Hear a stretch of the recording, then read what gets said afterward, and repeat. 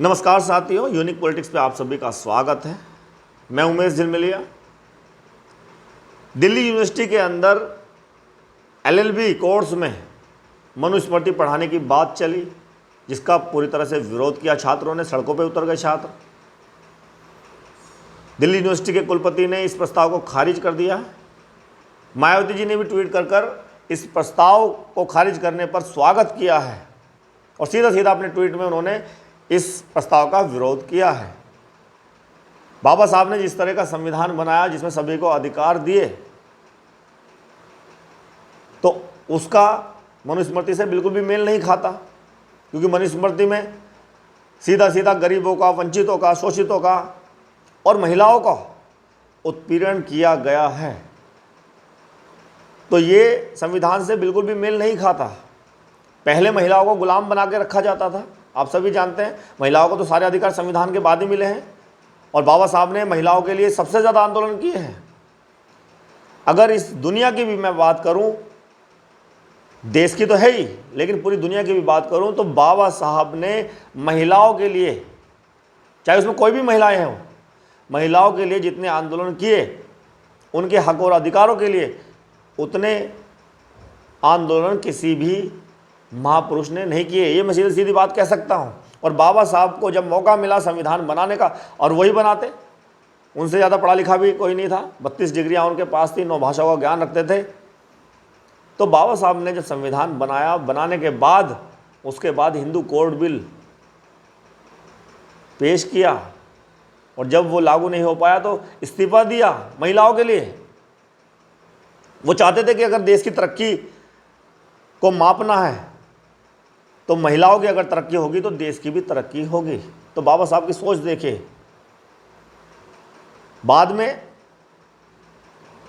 Hindu code bill को लागू कर दिया गया अलग अलग तरीके से।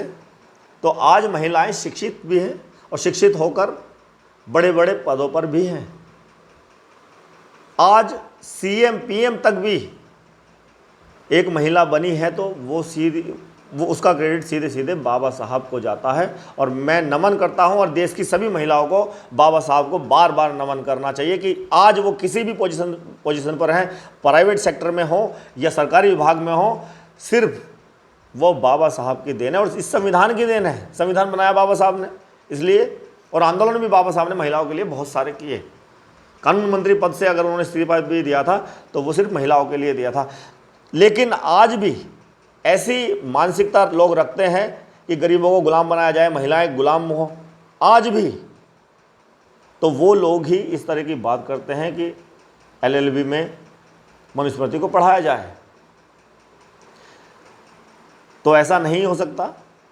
वो रद्द कर दिया गया है, जो प्रस्ताव था उसको खारिज कर दिया गया है। और आपने देखा कि ये 2024 का जो चुनाव हुआ, पूरा का पूरा संविधान पे हो गया। बीजेपी वालों ने या उनके नेताओं ने उल्टे सीधे बयान संविधान को लेकर देने शुरू कर दिए। तो वो मानसिकता वाले लोग थे, वही मनुस्मृति वाले। कुछ बयान मैंने सुने, आपने भी सुने होंगे, जिसमें उन्होंने ये कहा कि गरीब लोग आज सर पर बैठ गए हैं संविधान की बदौलत।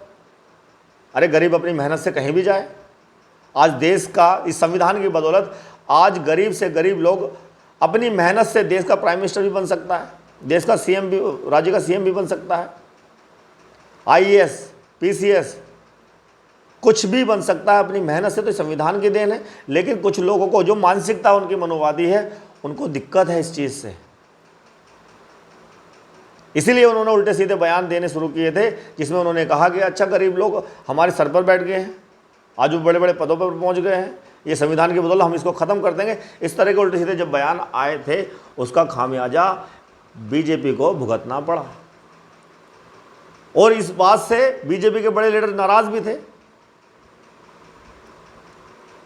और इसका फायदा विपक्ष को हुआ, क्योंकि विपक्ष ने संविधान बचाने की बात की, उधर नेताओं ने उल्टे सीधे बयान देने की बात की।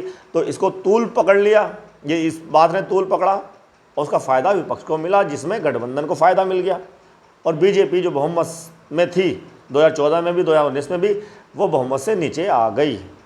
240 सीटें अपने दम पर लाई, जो 303 2019 में लाई थी। तो संविधान पर पूरा चुनाव होने के बाद भी आज भी संविधान के खिलाफ ही लोग अपनी मानसिकता रखते हैं, और ये जो अगर बात कहीं से चली होगी इस तरह की तो वो वही लोग होंगे। तो ऐसा अब नहीं हो सकता, इस बात को समझना होगा। तो साथियों, मायावती जी ने ट्वीट किया, वो मैं फिर से बता देता हूँ, सीधा सीधा उसके खिलाफ था प्रस्ताव के, और प्रस्ताव खारिज हो गया तो उसका स्वागत मायावती जी ने किया है। तो संविधान जब तक रहेगा, जब तक इस देश के नागरिक स्वतंत्र रहेंगे, सबको अपने अपने अधिकार मिलते रहेंगे। आज प्रावधान जो संविधान में है वो सबके लिए बराबर है, उसमें किसी भी धर्म के लोग हों। देखिए, सबसे बड़ी बात यह है कि देश में अलग अलग धर्म हैं, किसी धर्म के लोग ज़्यादा हैं, किसी धर्म के लोग कम हैं, तो संविधान उनको भी संरक्षण देता है, लेकिन किसी एक पर्टिकुलर धर्म को बढ़ावा नहीं देता। तो एक खासियत है संविधान की। और संविधान में कोई व्यक्ति, ना तो कोई हिंदू है, कोई ना मुस्लिम है, ना कोई सिख है, सब भारतीय हैं। तो संविधान भारतीय समझकर सबको अधिकार देता है। अब देश का प्राइम मिनिस्टर किसी भी धर्म से बन सकता है, कितना भी गरीब आदमी बन सकता है, कितना भी अमीर आदमी बन सकता है। तो बड़ी खूबसूरती है इस संविधान की। तो इस संविधान के खिलाफ ऐसे ऐसे प्रस्ताव अगर आएंगे तो उनका विरोध ही होगा और वो खारिजी होंगे। बहुत बहुत धन्यवाद, नमस्कार।